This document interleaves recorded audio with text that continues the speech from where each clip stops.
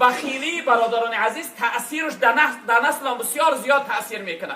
یعنی انسانی که خودش بخیل باشه فرزنداش هم این چنین میروند. وقتی فرزند همت بلند و سخاوتمند و جوان مرد نباشه از او بعد مردن امید دعا نداشته باش.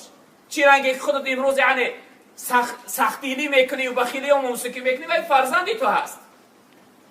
شیخ سعدی یک قصه داره در بستان، میگه یک انسان بسیار انسانی یعنی بخیل بود، انسانی ممسک بود، دلتنگ بود.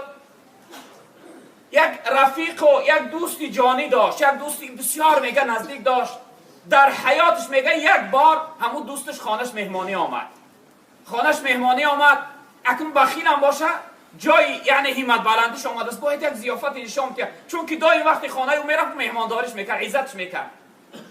این بخیل میگه فرزندش نزدش فریاد کرد، گفت پسرم اینجا بیا، نزدم بیا. گفت پدر چی میگه؟ فرما.